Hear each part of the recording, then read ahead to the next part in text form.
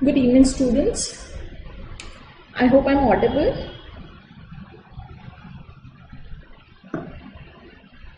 So yeah, good evening all of you. I'm Dr. Smriti Puri and I'll be taking your INICET previous year's questions revision session for the subject of oral and maxillofacial surgery. So with INICET almost around the corner, almost around 2 months remaining for INICET, we all need to buck up and we all need to prepare well because the pattern of INICET questions has drastically changed. So we will be discussing some previous year's questions, and along with that I'll be giving you some tips on how to attempt tricky questions. Okay, so coming to this first question.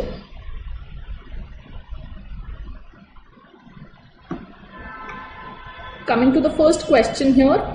The question says all of the following can be seen in bilateral fracture of condyle except. So the options are open bite, drooling, deviation of chin and pain in pre-auricular region. Let's see. Now let's see what are the clinical features of condylar fractures.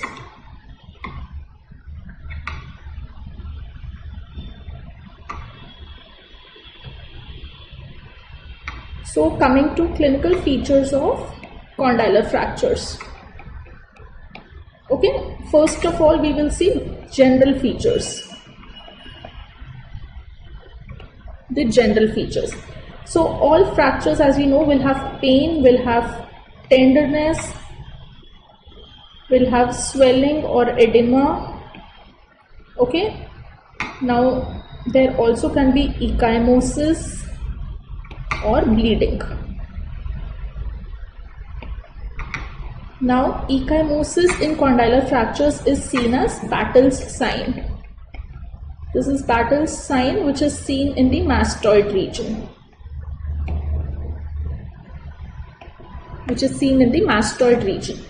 Now we will specifically look at the clinical features of bilateral condylar fractures and clinical features of unilateral condylar fractures. First, coming to clinical features of unilateral condylar fractures. So in unilateral condylar fractures, you will have facial asymmetry. Now why facial asymmetry? Because there will be deviation towards the fractured side. And patient will not be able to move.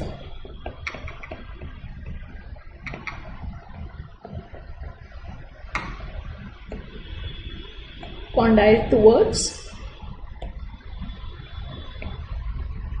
normal side. So these are the two additional clinical features of unilateral condylar fractures. Now bilateral condylar fractures. Let's see what will happen in bilateral condylar fractures. So there will be no facial asymmetry. Alright, there will be no facial asymmetry. However, there will be bilateral posterior gagging of occlusion.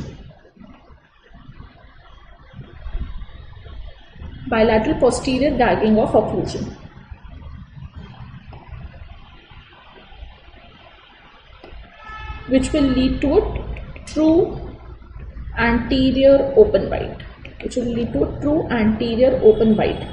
Please remember that true anterior open bite is seen only in case of bilateral condylar fractures. It is not seen with any other fractures. If there's at some of the other places the answer is given wrong, true anterior open bite is only seen in bilateral condylar fracture. Okay. So these are some of the clinical features. Now let's come back to our question. All of the following can be seen in bilateral condylar fracture except. Alright, so our options are open bite, drooling, deviation of chin, pain in preauricular region. Now I told you open bite will be seen in bilateral condylar fractures. So this will be included. When patient is having anterior open bite, the patient's mouth will be open all the time. So the patient's saliva will drool out. So we will see drooling. The next option given is deviation of chin. And I told you in bilateral condylar fractures the symmetry is maintained, so there will be no deviation. So this will not be seen, and there will be pain in the preauricular region. So this will be seen. So what we have excluded after knowing the clinical features of both unilateral and bilateral condylar fractures. So the answer becomes deviation of chin. Now let's see, deviation of chin mentioned here is in option C. So this becomes your answer. Alright. So this becomes your answer.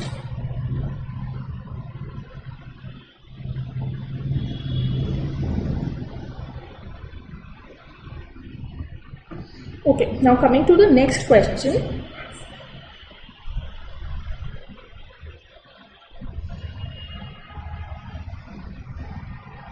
Coming to the next question, it says which of the following techniques will result in mandibular nerve block? Which of the following techniques will result in mandibular nerve block? First of all, let us see a little about mandibular nerve block.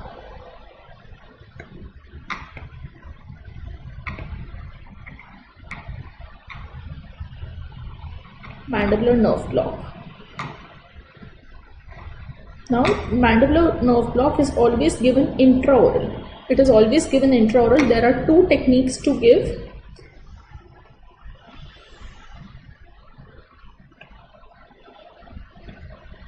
One is the Vazirani Akinosi technique, also known as the closed mouth technique, and the other one is Gauge technique. Gauge technique. Okay. So now, in both of these techniques, the target area is pterygoid fovea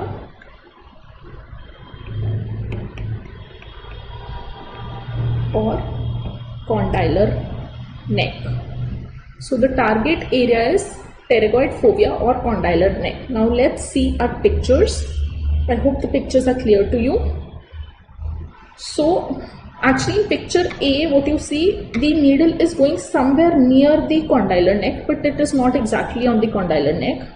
In picture B, the needle is near the lingula here, and in picture C, it is going to the pterygoid fovea.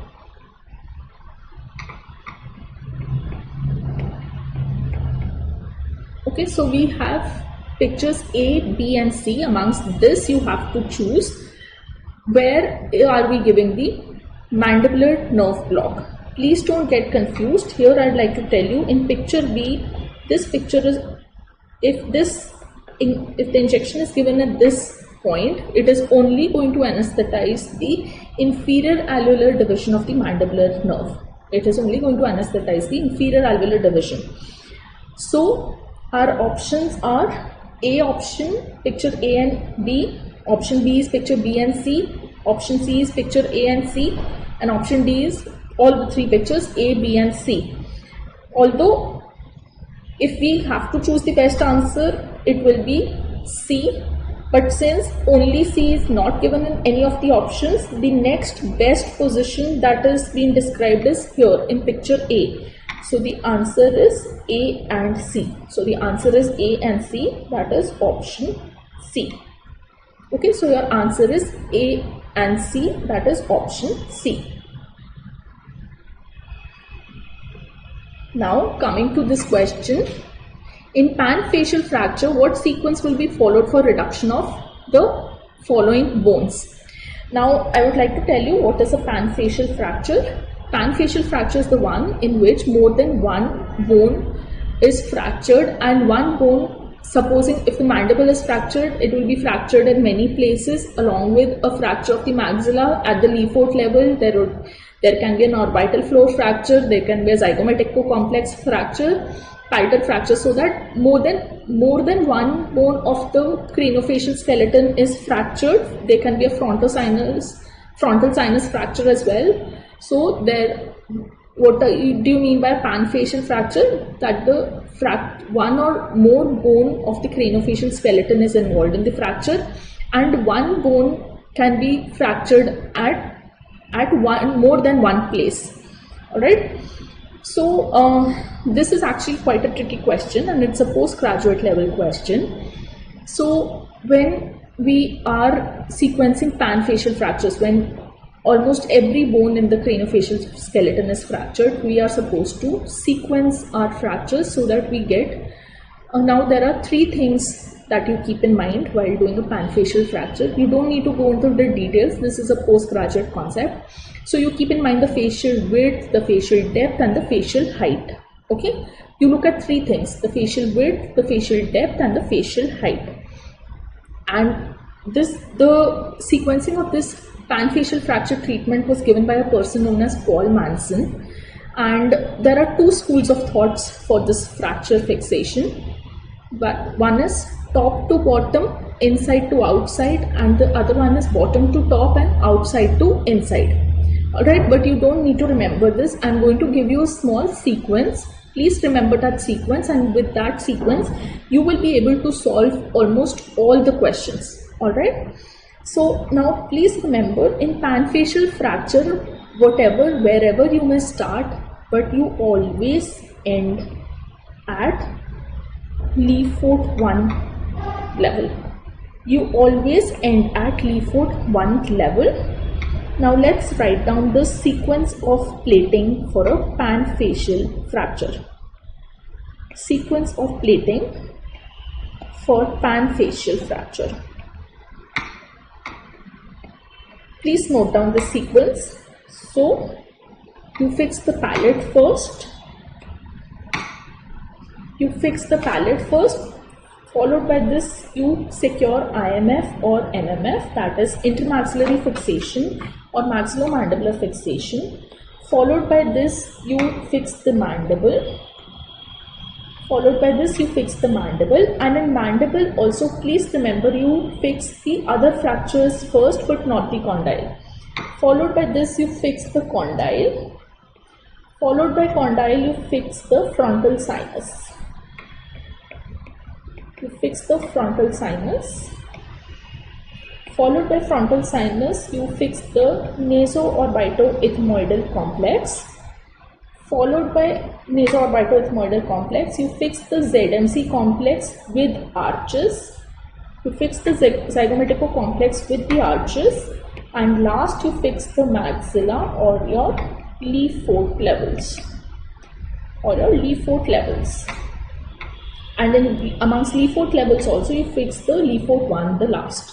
Alright, so please remember this sequence. It will be very helpful to all of you to answer this question. Now let's come back to our question. So as we saw, our questions mention the option as palate, zygoma, mandible and maxilla. So according to the sequence given, palate will be first, followed by mandible, followed by zygoma and followed by maxilla. Alright, so let's see which of the option is matching with the sequence that we have just made out. So yeah, option A. Option A is matching with the sequence according to what has been given in this chart which I have just provided. So option A is the answer. So palate first, followed by mandible, followed by zygoma, followed by maxilla. So please remember the sequence that I've given here. Please remember the sequence, and you can answer any question related to sequencing. Even if your options are changed, the options are presented to you in a different manner with this sequence, you can answer all the questions. Alright, now let's come to the next question. Match the given concentration of adrenaline given in the left column with the appropriate indication given in the right column. So we have 1:1000 IM.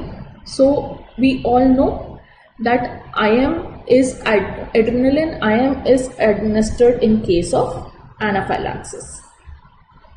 So with option 1, we have the match to option B in the other column. Okay, the next thing that we are given is 1:10,000 IV. 1:10,000 IV. Please remember 1:10,000, especially by IV route, is given in case of cardiac arrest. It is given in case of cardiac arrest. So with option number 2 is matched to the C option in the second column. And we all know 1:1 lakh dilution of adrenaline we use in our local anesthetic solution. So option 3 is matched to option A in the second column. So with this we have our option A as the answer. Alright.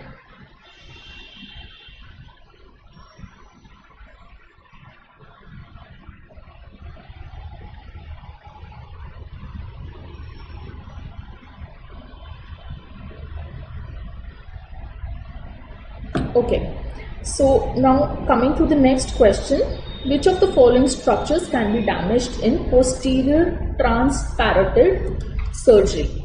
It is saying posterior transparotid surgery. Now this image here is representing the 5 terminal branches of the facial nerve. It is representing the 5 terminal branches of facial nerve. Now how do you remember the names of 5 terminal branches of the facial nerve? So there's a mnemonic for this. तू ज़्यादा बकवास मत कर. We will not write kar as K-A-R. We will write that as C-A-R. So तू ज़्यादा बकवास मत कर. Okay, this is the mnemonic for the 5 terminal branches of the facial nerve. So from T we have temporal. From Z we have zygomatic branch. From B we have buccal branch. From M we have marginal mandibular or mandibular branch. And from C we have the cervical branch. Okay. Now it is saying posterior transparotid surgery. So our parotid is somewhere here, roughly somewhere here. So whenever from the main trunk of the facial nerve there are branches, this is something which branches a little superiorly. The temporal branch and the cervical branch is the last one to branch, and it branches inferiorly. So the 3 branches that are at risk in posterior transparotid surgery are these 3, 2, 3 and 4. They are namely the zygomatic, the buccal and the marginal mandibular. Alright. So let's see what do we have in the options. Option A says 1 and 3, option B says 2 and 5, option C says 2, 3 and 4, and option D says 4 and 5. But here option C would be the best answer, because the branch number 2, 3 and 4, that is your zygomatic, buccal and marginal mandibular, are at the most risk of getting damaged. Alright. Now coming to question 6. In order to prevent heterotrophic bone formation after osteoarthrectomy, which of the following should be used? Now here this question again is a little tricky question. We have to understand and break down the question. Osteoarthrectomy, heterotrophic bone. So these are our 2 important keywords. Now they are basically talking to us about TMJ ankylosis. They are basically talking to us regarding TMJ ankylosis. Alright? They are talking to us regarding TMJ ankylosis.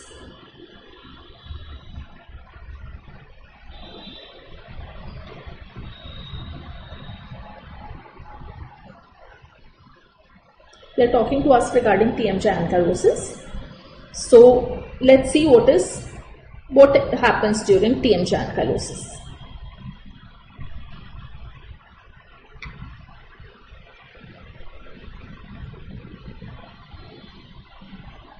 Okay. Now this is the ankylotic mass. The one that I have shaded with green is the ankylotic mass. Okay. Now if we are, what will we do in the surgery? We will reset this ankylotic mass. Okay.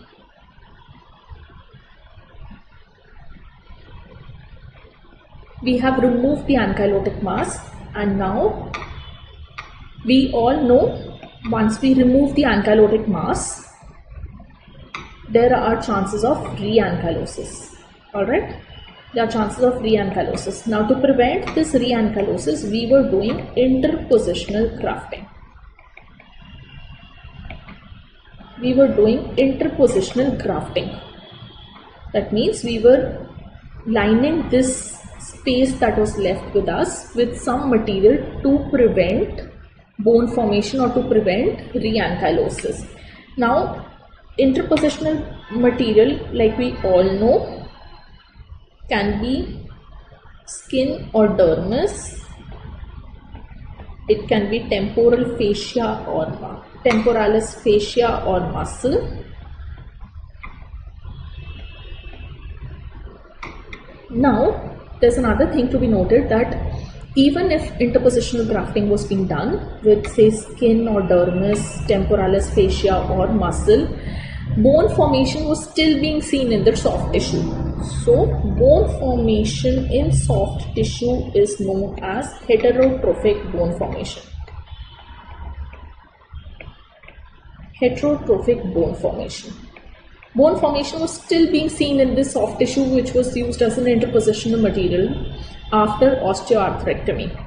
Now,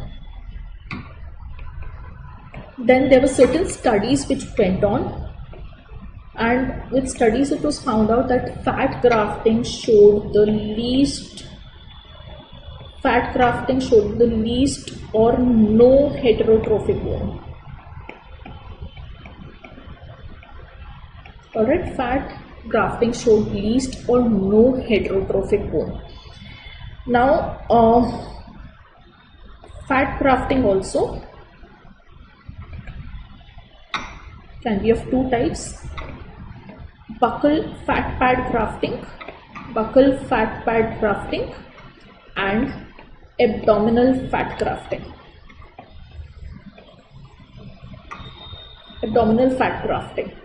Alright, so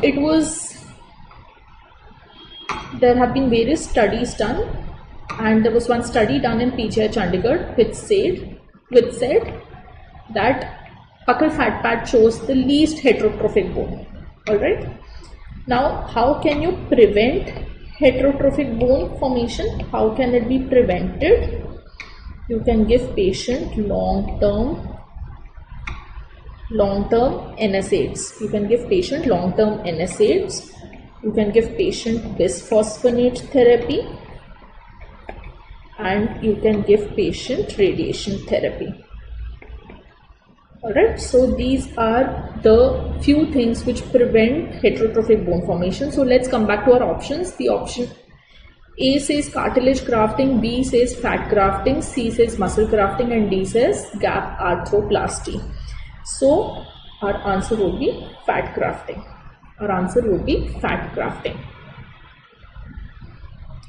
Now coming to the next question, following mid-phase trauma, child has inability to raise eye upwards. Radiograph shows fracture is not present. What can be the reason for the above finding?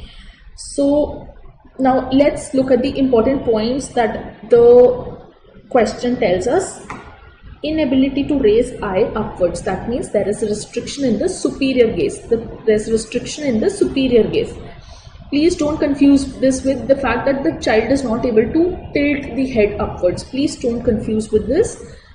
Here what the question is trying to tell you is there is restriction in the superior gaze, or there's restriction in the superior eye movement. Alright. Now radiograph shows there is no fracture. What can be the reason for the above finding? Now if you look at the question, it is trying to tell you that there is a orbital floor fracture.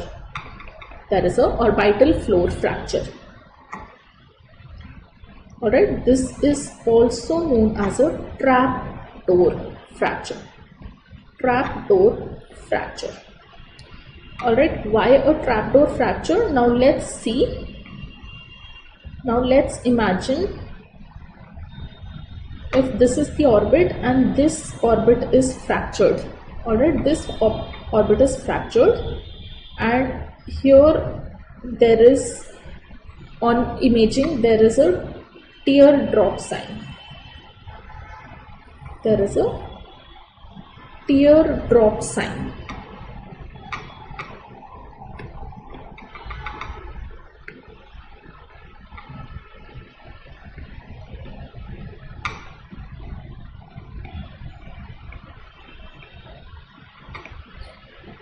Now what is a teardrop sign? What happens in a teardrop in an orbital floor fracture? This is your orbit and this is the floor. Suppose if my thumb is the floor of the orbit and this is your orbit, so what will happen? There is a fracture, alright, so the orbital contents will go down, the muscle will get entrapped and the bone will come back in its position. The bone will come back in its position. Alright, so you will see no fracture, but you will see something hanging into the maxillary sinus on radiography or imaging. That is known as teardrop sign. Now what is the structure that is hanging down? It is your inferior rectus muscle. It is the inferior rectus muscle. So what happens? Inferior rectus muscle gets entrapped in the fracture. The fracture bone comes back in its position, but the muscle gets caught in the fracture segment and keeps hanging in the sinus, in the maxillary sinus, which will present as a teardrop sign. And since the muscle is entrapped, inferior rectus is responsible for the superior gaze of the eye. So superior movement of the eyeball, so the patient will have restriction in superior gaze. So the patient will have restriction in superior gaze. So these are some few important points of orbital floor fracture. Now let's look at the options we have. We have lateral rectus muscle damage, B superior oblique muscle entrapment, C herniation of orbital fat, and D is trapdoor fracture. So if there is no fracture seen, there is teardrop sign and there is restriction in superior gaze, that means it's a trapdoor fracture. Now coming to the next question, identify the apparatus shown in the picture. I'll zoom this out for all of you. Now let's see what all this picture has. So this picture here has a Frova's airway. Alright, the long tube that is there, that is Frova's airway. This is your mask. This is your laryngoscope.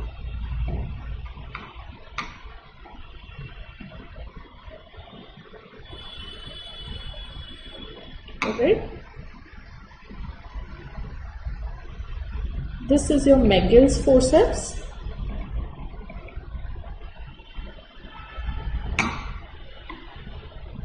This is your oropharyngeal airway. And these three here are your endotracheal tubes. These three here are your endotracheal tubes. Okay. So these are endotracheal tubes.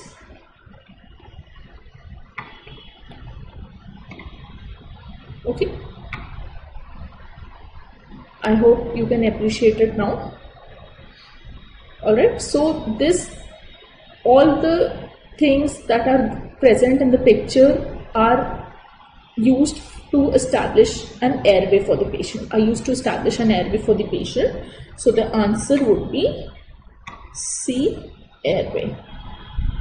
Alright, so all the things given in the picture are used to secure a definitive airway for the patient. Now coming to the next question, identify the appliance shown in the image. Identify the appliance shown in the image. Please look at this image very carefully. It has two arms. It has a joint over here, and there are, where I'm pointing, there are two slots here. Alright.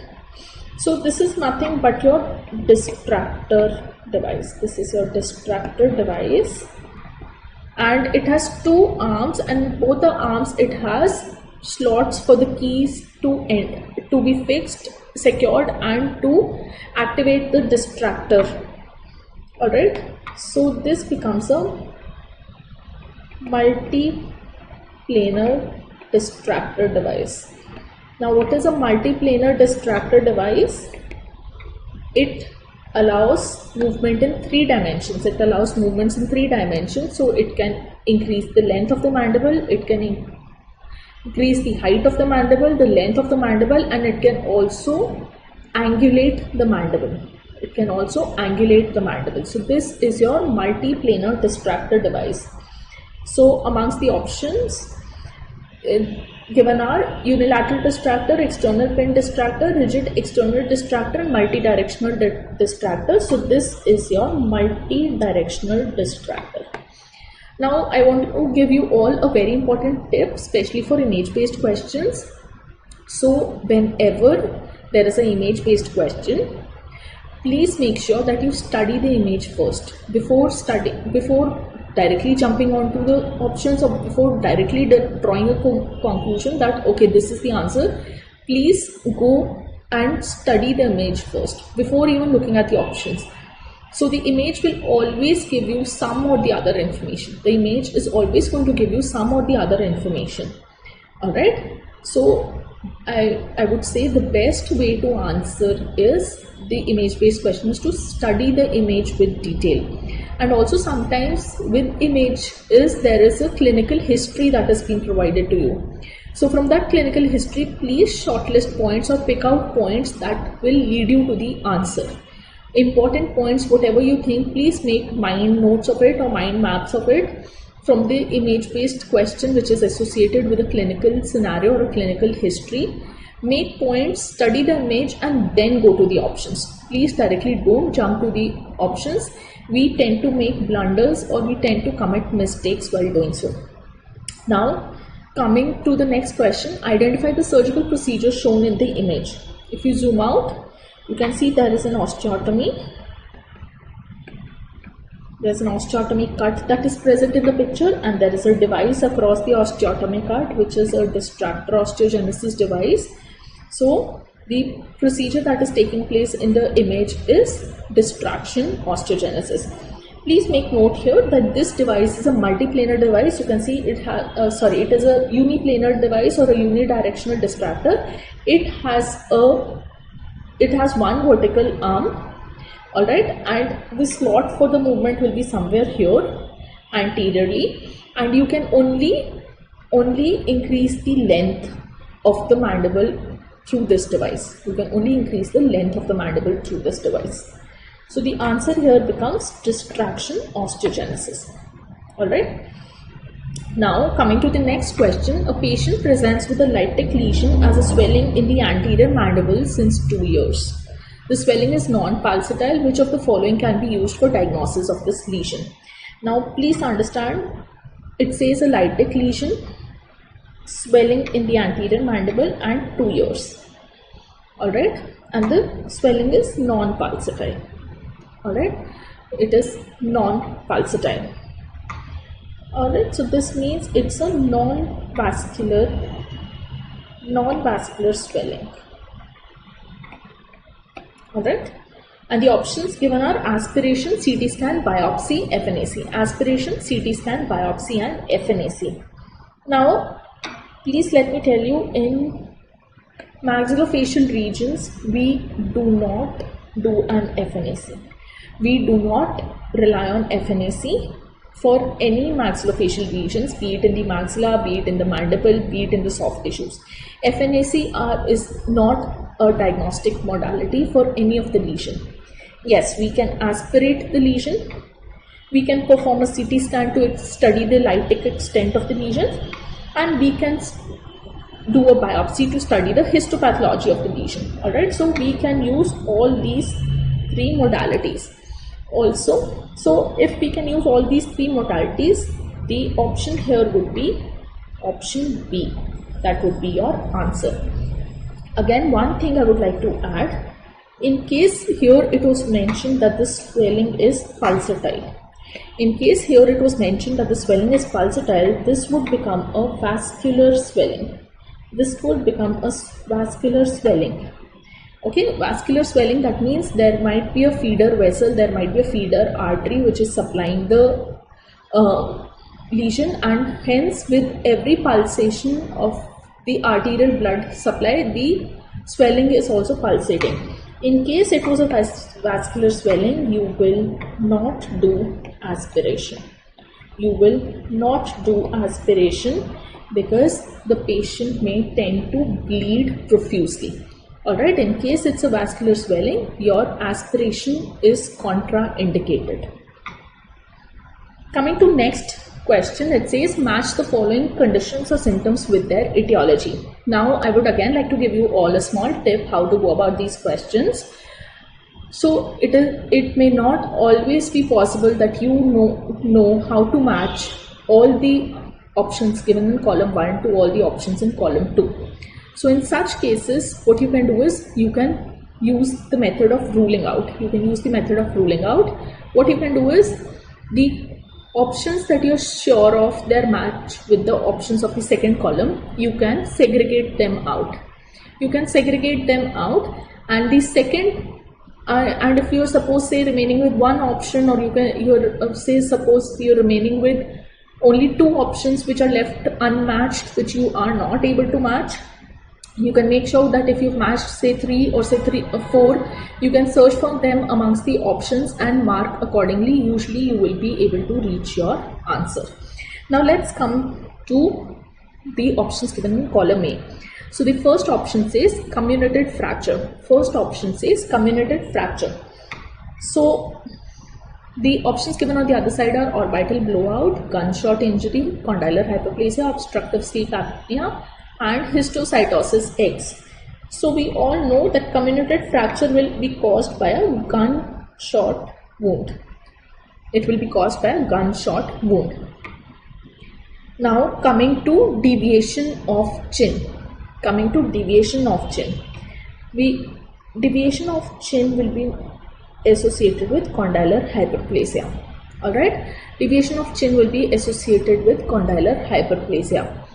Now why deviation of chin and condylar hyperplasia? In case the condyle is hyperplastic, so the muscle attached to the hyperplastic condyle will be much more stronger. The lateral pterygoid will have more force of contraction, hence you will see deviation of chin.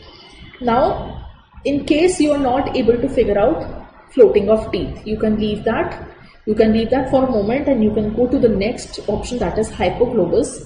And if you match hypoglobus to the options given on the other side, you will see that hypoglobus is nothing but it is an enophthalmos kind of a feature in which maybe the orbital level would be a little inferior compared to the normal orbital level. So hypoglobus will be matched to orbital floor fracture or an orbital blowout fracture. Alright, and retrognathic mandible would be associated with obstructive sleep apnea. Alright, so in case you're able to match all the 4 remaining and you're remaining in 1, so the one that remains would obviously be the option for this. Alright, in case you're remaining with 2, you can search for your options accordingly, what you've matched, and you can look for your options, search for your options accordingly. So here we have matched, and by matching we have figured out that our answer is option A. So all my advice to all of you would be, in such questions, please don't panic. Try to match with your knowledge, with your theoretical knowledge, with whatever notes you've read throughout your preparation time. Try to match as many as options possible, because if you're left with 1, you will automatically find out the answer. In case you're left with 2, you can scan your options and find out that which becomes closest to the options that you're thinking. Coming to question 13, it says it is assertion and reason. So it says after gap arthroplasty, fat can be used as interpositional material. So this is true, the assertion is true, and the reason is fat prevents heterotrophic bone formation. This is also true. And it is the correct explanation. So both assertion and reason are true, and the reason is the correct explanation for the assertion. So the answer would be answer A. Both assertion and reason are true, and reason is the correct explanation of the assertion. Now Coming to question 14, that is according to Caban's protocols, the management of TMJ ankylosis in children should be done with. Now, we will not go to the details of Caban's protocols over here, but Caban gave the protocols for treatment or management of TMJ ankylosis in 1990, and his protocols were again modified in the year 2009. So, now Caban's protocols is easily available everywhere. You can go and read through them. Now, during the steps for management, or when he gave the protocol for management of TMJ ankylosis, he did mention that to restore the ramus condyle unit, that is known as RCU. To restore the ramus condyle unit, you can use two modalities. One is costochondral grafting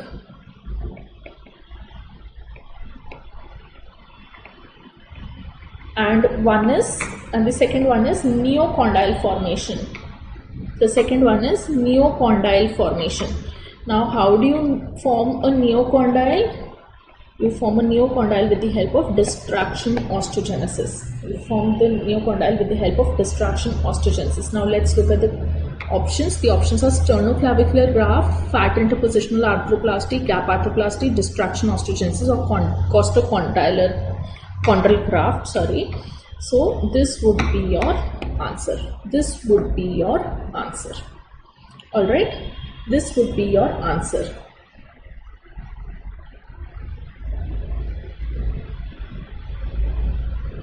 Okay, if there are any doubts, you all can ask me in the comment section.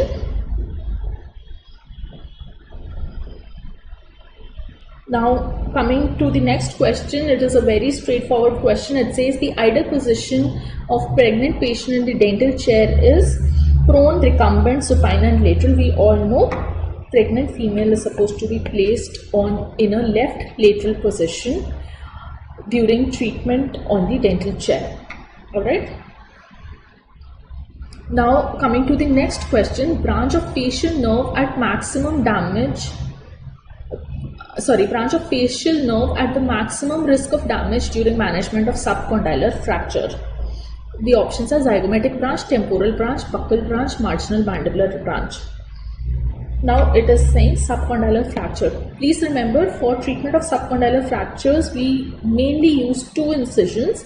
One is a submandibular incision, which is given in the submandibular region, and one is the retromandibular incision, which is given behind the mandible. Alright, so during both of these incisions, we encounter the marginal mandibular branch of the facial nerve. Hence, this is the answer. We encounter the marginal mandibular branch of facial nerve. Now, coming to the next question, it says site for placement of reconstruction plate and mandibular symphysis fracture. Alright, now in case of a dentulous mandible, we always use two plates in the symphysis region, one at the lower border and one at the upper border. Alright, we use two plates. But here the question does not mention, the options do not mention two plates. Now it is specifically asking for the use of recon plates. Now there can be two scenarios. It can be a dentulous mandible fracture or it can be a edentulous mandible fracture. So please pay attention.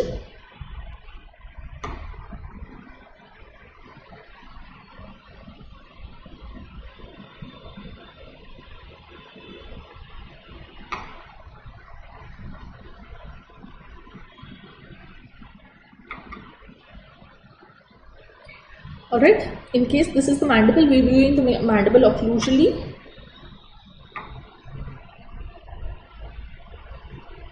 If this is symphysis fracture and there is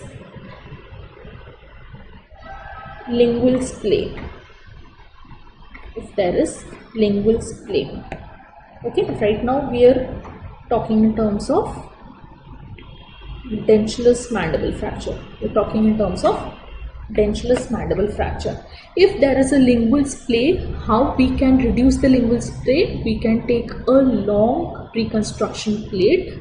Ideally, we do not use a reconstruction plate. We can take a long plate and we can fix it at the lower border of the mandible, hugging the mandible, extending from the premolar region to the premolar region on the opposite side. What will this recon plate do? This will collapse the lingual splay. So if you use a reconstruction plate, suppose here at the lower border, extending from the premolar region to the premolar region, this reconstruction plate will go hug the mandible and it will reduce this fracture. It will reduce the lingual splay. Okay, and similar thing for a edentulous atrophic mandible. There you may have space only to use one reconstruction plate. So you will use that reconstruction plate at the lower border and you will extend the plate from one foramina on mental foramina on one side to the mental foramina on the other side. So what it will do, it will hug the mandible and it will compress the lingual spray. So in case it is specifically asking for reconstruction plate, your answer would be lower border of mandible. Your answer would be lower border of mandible. However, the ideal treatment remains 2 plates according to Champy's principles of osteosynthesis. That is one at the lower border and one at the subapical area, one near the upper border. Now coming to the next question. A 62-year-old diabetic smoker patient met with a traumatic accident and came to dental surgeon after 1 month of trauma with complaint of pain and difficulty in chewing. On examination, biplanar mobility of segments is seen. What is the ideal treatment? Now again, this is a case-based question, a little tricky. So first we'll see what information the question is providing us. It says a 62-year-old diabetic patient, smoker. So all this tells us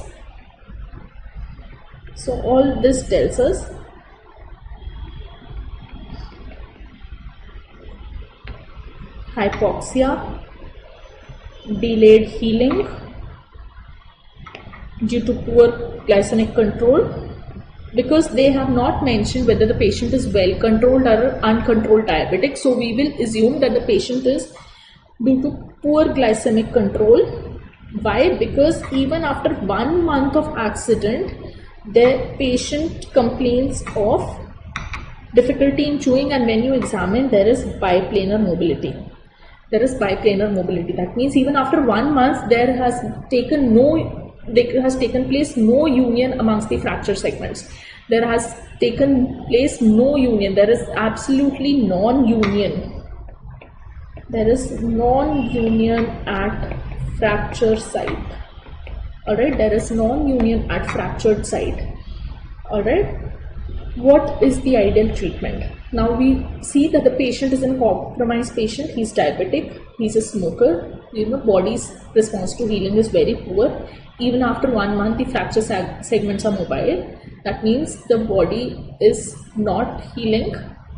There is still a mobility. So now what you need to do is, you need to aggressively treat. So you will do open reduction internal fixation with help of reconstruction plates. You will do open reduction internal fixation with the help of reconstruction plates. Alright, coming to the next question, secondary alveolar bone grafting in case of cleft palate should be placed. Now this is a question which has been repeated quite some times for quite few times now, and so we will not be going into the details of secondary alveolar bone grafting.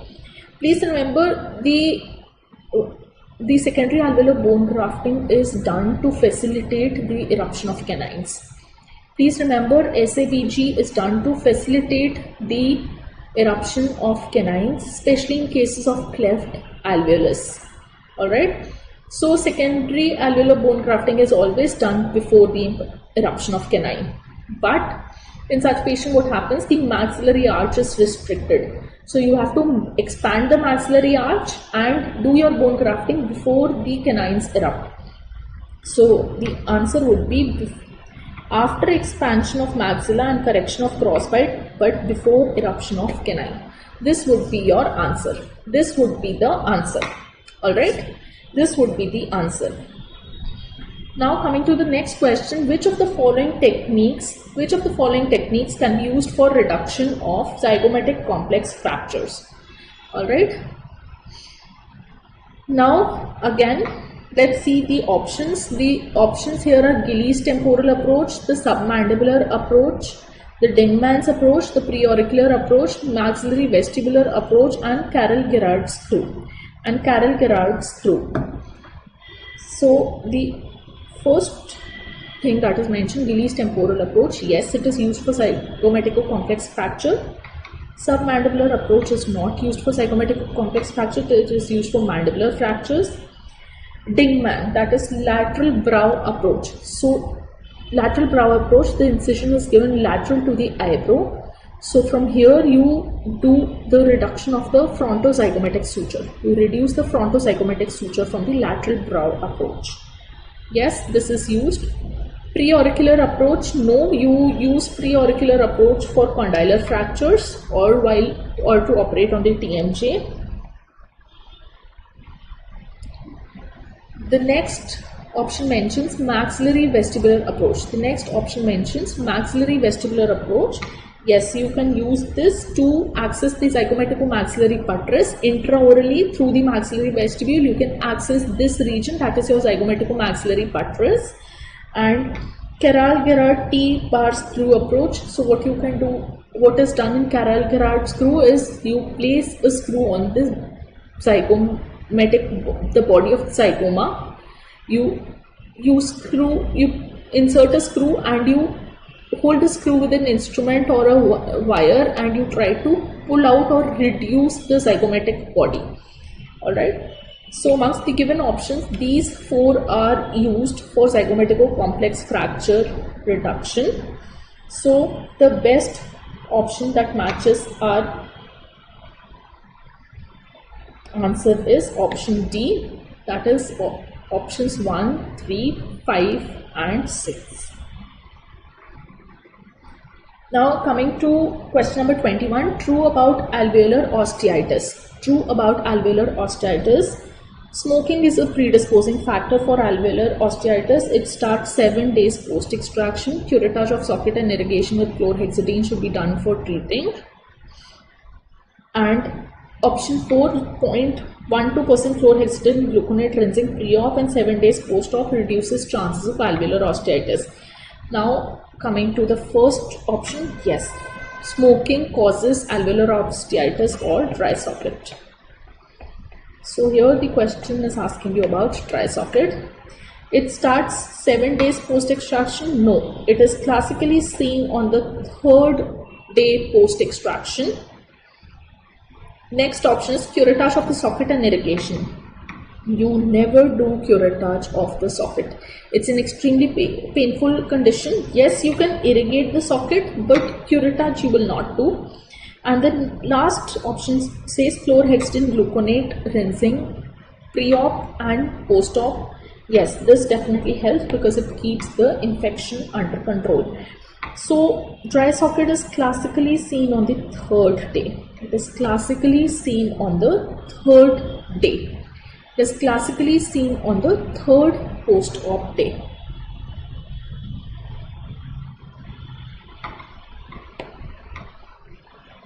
Alright, and it is seen in smokers. It is seen in patients suffering from diabetes mellitus type 2. It is seen on patients with oral contraceptive pills. It is seen in more in female patients. Alright, now there are 2 theories related to the etiopathogenesis. One is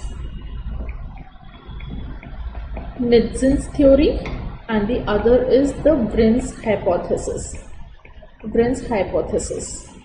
Alright, these are the 2 things that are associated with. Now I'll tell you what is what. So Nidzin's theory says Treponema denticola.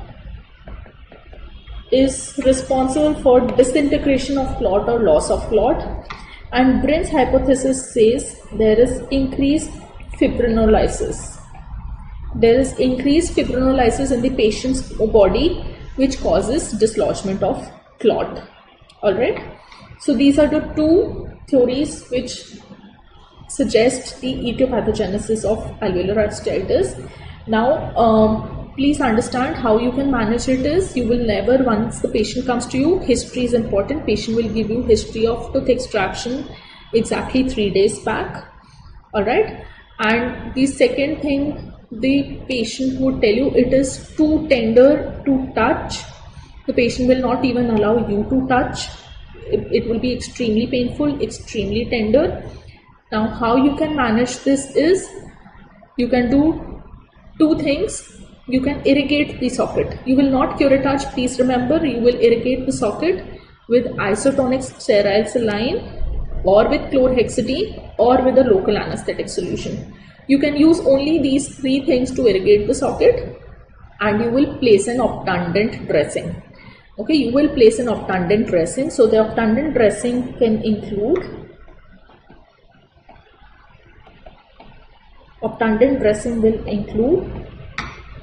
zinc oxide eugenol dressing,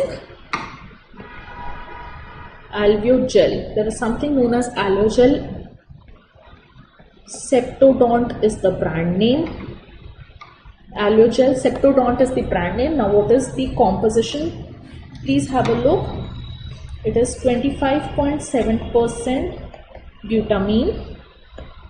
It is 15.8% iodoform, and it is 13.7% eugenol. Alright, so this can be asked. Please note down this composition. It can be asked. So you can do an obtundant dressing, but you will never curate the socket. Please keep in mind. Now coming to the next question. It is an assertion reason type of question. It says, assertion says too many plates with monocortical screws are used in the management of intraforaminal fractures. Intraforaminal fractures are basically your symphysis and parasymphysis. By intraforaminal fractures, they mean fractures occurring between the two mental foramina. Alright, between the two mental foramina. So there can be your symphysis and parasymphysis fractures. And the reason is many plates provide rigid fixation. So here the reason is false, because mini plate does not provide rigid fixation. It provides semi-rigid or functionally rigid fixation So the answer here would be assertion is true but reason is false. Assertion is true but reason is false. Coming to the next question, Leclerc's surgery is done for this. Again, this question has been repeated quite a few times. It is a very straightforward question. Leclerc's procedure is done for recurrent condyle dislocation. Now, coming to the next question, which of the following can be potential complications in surgical removal of third molar? Let's go through the given statements and mark our answer accordingly. Fracture of maxillary tuberosity resulting in bleeding. Yes, fracture of maxillary tuberosity can happen during the extraction of maxillary third molar. The next one is perforation of maxillary sinus resulting in oroantral communication. Yes, this also can very much happen. Third is prolapse of buccal fat pad. This happens but very rarely, but yes, this can also happen. The next is displacement of roots or tooth into the maxillary sinus.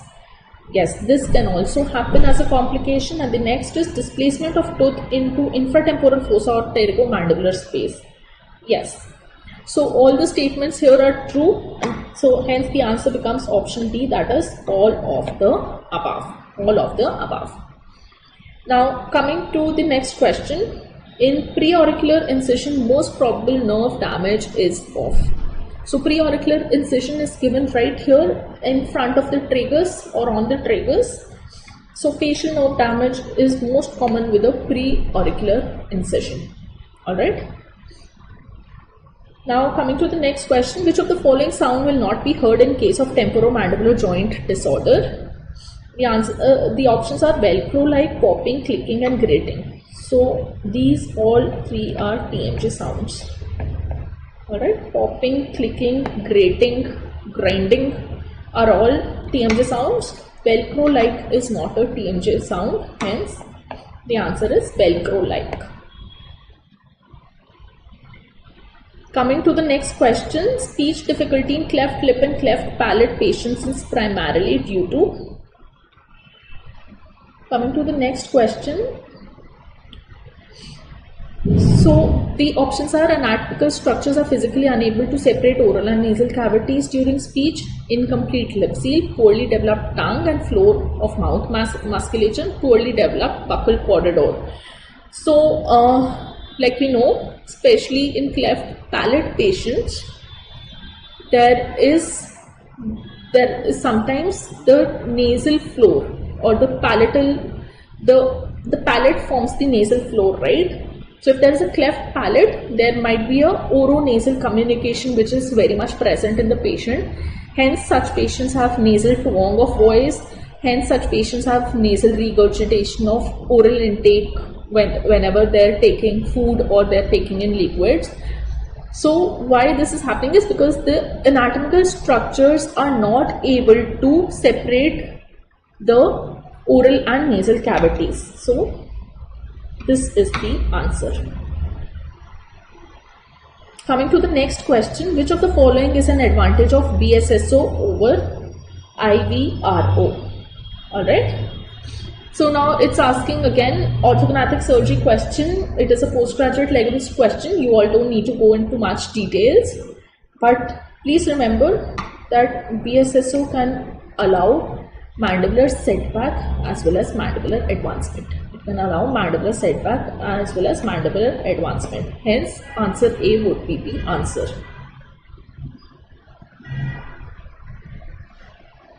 Coming to the next question, which of the following are true about temporomandibular joint surgery for ankylosis? Let's see the first statement. Preauricular surgical technique can damage branches of facial nerve. Yes, this can happen.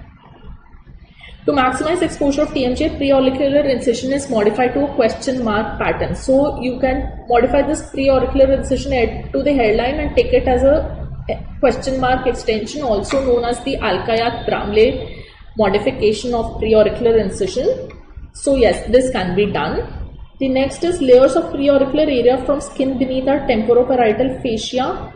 SMAS, subgleal fascia, temporalis fascia splits into superficial and deep, which are attached to lateral and medial borders of the zygomatic arch. Yes, this is also correct.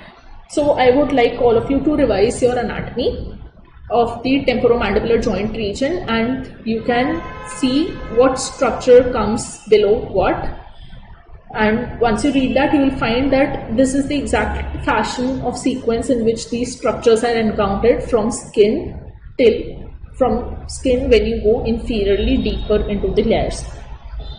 And the next question says superficial temporal vein can be damaged on splitting superficial temporal fascia. Yes, this is also true. So all the statements given here are true. Now coming to the next question, which of the following local anesthetic can cause vasoconstriction? So the answers are procaine, tetracaine, articaine and ropivacaine. So please note that amongst the given